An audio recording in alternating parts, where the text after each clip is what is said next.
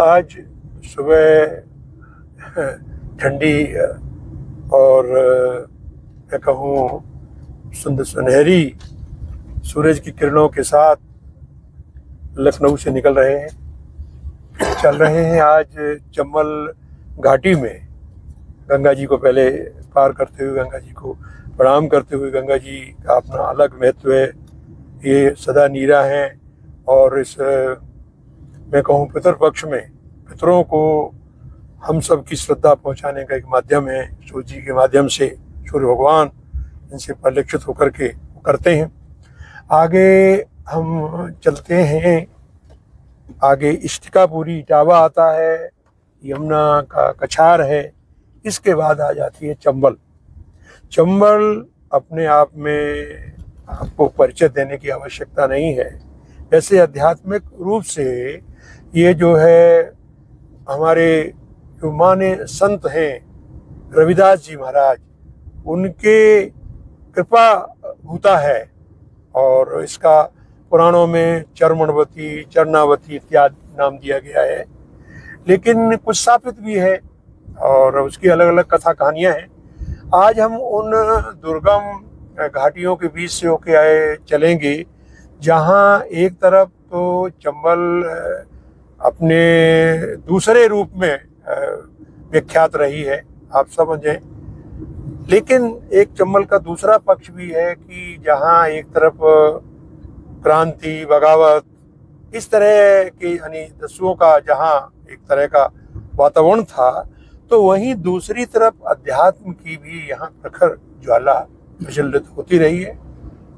चंबल के इस बीहड़ों में चिटांग कहते हैं लोग और करारें भरके हैं, इनमें सुरम्य घाटियाँ भी हैं और पुराने मठ मंदिर भी हैं जहाँ एक लंबे काल से सिद्ध महात्मा रहते हैं। कुछ लोगों का कहना कि 500 वर्ष के नकटिया के बाबा हैं। यहाँ एक ऐसा मठ भी है जिसे जबईश्वर महादेव कहते हैं। बहुत जंगल है, अब हम चलते हैं, हालांकि वहाँ गाड़ी पहुँचना मुश्किल है क्योंकि जो मुख्य पथ है वहाँ से करीब 4-5 किलोमीटर बीहड़ में होकर के, बड़ा दुर्गम जगह से होकर के वहाँ जाने का रास्ता है। अब बहुत पहले हम गए थे, आज देखते हैं कि किस तरह पहुँचेंगे।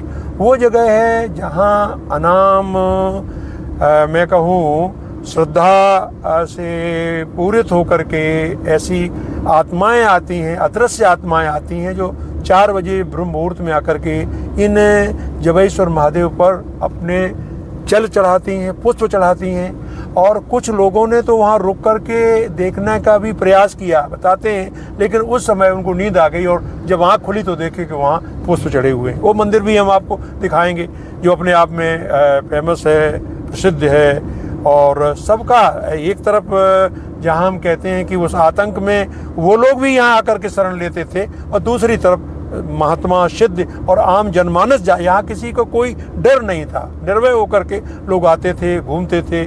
तो वो जगह भी है। एक जगह और यहाँ जो है माता जी हैं जिनकी की मूर्तियों को विकृत कर दिया गया है। लोग कहते हैं कि जो पहले विदेशी आक्रांता आए थे उन्होंने देखा था कि यहाँ की देवी का एक अपना प्रताप है। पूरी चंबल घाटी में लोग उनके आकर के अपने कष्टों के निवारण के लिए मन्नतें मांगते हैं और दुआएं इनसे लेके जाते हैं। तो उन आक्रांताओं ने आकर के इस मूर्ति को छिन्न भिन्न करने का प्रयास किया। तो आज वहाँ उसे नकटी माँ के नाम से कहते हैं क्योंकि उनकी नाक काट दी गई थी, लेकिन फिर भी आज भी उनका महत्व है। और ये जो आपको ऊँचे टीले और भर के जो दिख रहे हैं, अब ये इस बात का आपको संदेश दे रहे हैं कि हम किस दुरूह यात्रा में जाकर के आपको ले चलेंगे। चंबल अपने आप में आप जानते हो कि ऐतिहासिक इसका और दूसरा भौतिक महत्व है क्योंकि चंबल का पानी जो है बहुत शुद्ध है।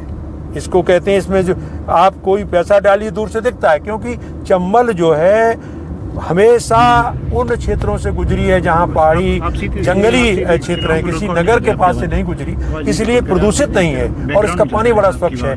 और लोग कहते हैं इसके पानी पीने में बहुत ही जो आप कहें कि ऊर्जा मिलती है। तो इसलिए यहाँ बहुत बहुत संत हुए हैं। बाबा खटखटा का नाम सुना होगा आपने, खटखटिया बाबा कहते हैं, कई कहते हैं वो सरकारी नौकरी छोड़ करके यहाँ से सिद्ध संत हो गए थे। बाबा रामदास हैं अनेकों संत हैं। तो चंबल की उन चीज़ों को जो अछूती हैं, अनकही हैं, आप नहीं जानते हैं, उनके बारे में हम बताने का आज प्रयास कर रहे हैं और इसीलिए इस यात्रा में हम आप सबको ले चल रहे हैं। सम्मानित साथियों, जैसा आपने देखा आज की यात्रा बड़ी दुर्गम दुरूह रही। गंगा जी पार की, यमुना जी, चंबल के विहनों को पार करते हुए हम इधर आए। अब यहाँ एक समस्या आ गई, जहाँ हम जाना चाहते थे जिस मंदिर में, लोगों को कहना वैसे तो कह रहे हैं कि वो जो झंडा दिख रहा है, लेकिन लोगों को कहना कि अमूमन यहाँ से 4 किलोमीटर दूर है, तो अब कैसे जाएं? गाड़ियाँ तो वहाँ जा नहीं सकती। इसी समय भूतपूर्व सैनिक श्री सोहम सिंह निवासी आ गए और बोले चलो हमारे ट्रैक्टर से चलिए, हमें रास्ता भी मालूम है, हम चलते चलेंगे। तो अब क्या करें भाई, वो ये कहावत है कि मरता कहा न करता। तो ये हुआ कि कुछ लोग ट्रैक्टर में बैठने, कुछ आगे पीछे चलते चलेंगे। तो इस तरह से देखिए, आप देखते चलेंगे कि ऊपर नीचे होते हुए जब आगे पहुंचते तो लगता था कि मंदिर आ गया, लेकिन फिर देखा तो आगे फिर ढलान आ गई, फिर वो आ गए। खैर अब देखिए ये मंदिर आ गया। तो मैं ये बताना चाहूँगा सम्मानित साथियों कि माँ जगदम्बे शैलपुत्री हैं, इसीलिए उन्हें गिरजा, गिरनंदनी, शैलसुता वगैरह वगैरह नामों से कहा जाता है। और आपने ये भी देखा होगा कि माँ के जितने भी पीठ हैं वो दुर्गम जंगलों, वनों और ऊंची ऊंची पहाड़ियों के बीच में है। वैष्णो देवी देख लो, विंध्याचल देख लो, हैं इसके बाद और भी जितने हैं, आप जहाँ देखेंगे। हमने जो गत वर्ष बताया था यमुना किनारे, उसमें था मैहर है। तो इसका आशय ये है कि माँ की साधना में जो रत रहती हैं आत्माएं, वो ऐसी हैं जो अदृश्य भी होती हैं, वो अपनी साधना कर सकें, उन्हें कोई विघ्न न हो। इसलिए माँ ने हमेशा ऊंचे ऊंचे पर्वत और घाटियाँ चुनी। इन्हीं घाटियों में एक चंबल घाटी है जो मैं आज आपको बताने जा रहा हूँ। ये जिस मंदिर पे हम जा रहे हैं, ये चंबल के किनारे एक बहुत ही सिद्ध पीठ है माँ की, और चंबल के दोनों तरफ बसे गांव इनके आंचल में निर्भयता से, आराम से, सुखपूर्वक अपना जीवन व्यतीत करते हैं। हमारे पूर्वज बताते थे, जैसे हमारे ताऊ थे कोक सिंह जी नानकारी, उन्होंने बताया कि उनके पूर्वज बताया करते थे कि माँ की बड़ी कृपा रही है। और जब विदेशी आक्रमणकर्ता, जिसे हम कहें कि जब आक्रांता लोगों ने चारों तरफ अपना साम्राज्य फैला लिया, तो उनकी निगाह चंबल क्षेत्र पर गई और इस माँ का प्रताप सुना कि भाई उनके माँ के रहते वहाँ कोई अप्रिय घटना नहीं हो सकती, तो वो अपने लावो लश्कर के सहित यहाँ धावा बोल दिया, जैसा कि पूर्वजों ने बताया। और लोग की स्मृतियाँ हैं, कहावतें हैं, कहते हैं, मान्यताएं हैं। तो आकर के पहले जो मंदिर ध्वस्त कर दिया। अब लोग इधर उधर के हतप्रभ थे, क्या कर सके। जैसे ही माँ के मस्तिष्क पर प्रहार किया कुदाल से, तो हमारे जैसे ताऊ कोक सिंह नानकारी ने बताया कि उन्हें लोगों ने बताया, भयानक जो भौरमक्ष होता, बड़ी बड़ी मच्छी होती हैं, मक्खी जिसे कहते हैं, वो एकदम माँ के उससे सर से और मुंह से निकलना प्रारंभ हो गई और इतनी भयानक रूप से वो प्रकट हुई कि उनकी पूरी लावो लश्कर को काटना शुरू कर दिया। और वो जो आक्रांता था वो गिर गया, उसको मरणासन्न हो गया और भाग करके किसी तरह चंबल पार करके वो चले गए और फिर कभी झाँका भी नहीं। लेकिन प्रहार तो कर गए, जो मूर्त को गिरा दिया था।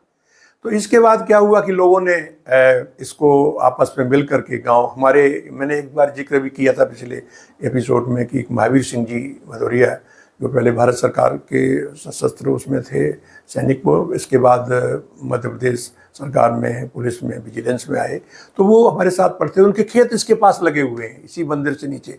तो वो बताया करते थे कि सबने मिल करके यहाँ चंदा करके मंदिर बना दिया, क्योंकि ऐसा था जहाँ इस मंदिर पर जो कोई मुराद लेके आता, मुरादें पूरी होती हैं। और दूसरा एक लाभ ये है कि कोई भी प्राकृतिक आपदा, जैसे ओले हैं, बाढ़ है, कतई नहीं होती। जैसे ओला का बादल भयानक गरजता है तो लोग पहले प्रार्थना कर जाते हैं कि माँ हमारे खेतों की रक्षा करना, और होता ये है कि बीहड़ में ओले पड़ जाते हैं और हमारी खेती बच जाती है। इस तरह से माँ की कृपा बनी रही है। और ये तो है ही कि यहाँ बड़े बड़े नामचीनी लोग आकर के अपनी मन्नतें कहीं, उनकी मन्नतें पूरी हुई हैं। तो इस तरह से माँ का अपना एक बड़ा प्रभाव है। और लेकिन अब मैं ये कहना चाहूँगा, सिद्धि पीठ को विदेशी आक्रांताओं ने आके इसको नष्ट भ्रष्ट करने की पूरी कोशिश की, इसके बावजूद उनका प्रभाव, उनकी महिमा गरिमा आज भी बनी हुई है। आज भी लोग आते हैं पूरे चंबल घाटी में, जो कुछ होता है, किसी का उत्सव होता है या कोई मन्नत मांगनी है तो यहाँ आते हैं और पूर्ण होती है। तो ये मैंने बताया।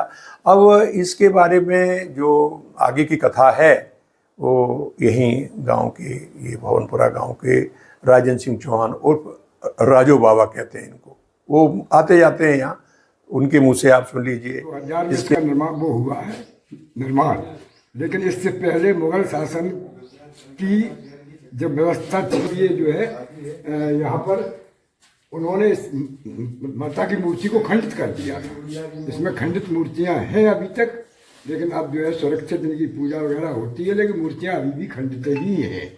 और इनका महत्व बहुत ज़्यादा है। और कई गांव के लोग जो है, क्षेत्रीय लोग यहाँ आते हैं और यहाँ हवन पूजन अपनी मान्यताएं पूरी करते हैं आकर के, और उनका काम होता है, सबका जो काम होता है। गोविंद जो मंदिर में हमारे वहाँ पूजा करते हैं, अध्यापक हैं बहुत अच्छे, उनके मुंह से जो कि क्षेत्रीय भाषा की बातें हैं वो बताएंगे जो लोगों ने। जब मैं आया करता था लगभग 20 वर्ष पहले, उस समय इनकी माता के टुकड़े टुकड़े मैंने देखे। नहीं पता था मुगल शासनकाल में जो है ये खंडित। और जो आम लोग हम वगैरह खड़े हैं, जयनाथ हैं और लोग खड़े हैं, सबकी भावनाएं यही है। अब चूँकि मुझे महावीर सिंह जी ने, और छोटे से हम भी यहाँ देखते रहे भाई, हमने जैसे पिछले एपिसोड में कहा कि वहाँ से निकले गए और यहाँ से ही मुझे वो जो है दुर्गा जी का मंत्र किया और मुझे एकदम यहाँ से इसी माँ की कृपा से मुझे ऐसी शक्ति मिली कि वो परीक्षा का हमारा जो इस तरह से समय पड़ गया था। तो ये सब यहाँ के चमत्कार हैं। तो आज तो हमारे साथियों आप देखेंगे ट्रैक्टर्स के आगे पीछे लोग कितनी ध्रुव यात्रा करके आए हैं। इसके बाद इसी के समीप एक ऐसा शिव मंदिर है प्राचीन, जहाँ ब्रह्म मुहूर्त में आकर के कोई गेंदे के फूल इत्यादि चढ़ा जाता है। कई लोगों ने बैठ करके यहाँ उसकी परख की, लेकिन उस समय नींद आ गई। तो अगले एपिसोड में आपको हम इस चंबल घाटी के उस अद्वितीय, मैं कहूँ ऐतिहासिक दिव्य मंदिर के बारे में बताएंगे, जहाँ कोई 4 बजे ब्रह्म मुहूर्त में आकर के भगवान शंकर पर जलार्पण कर जाता है।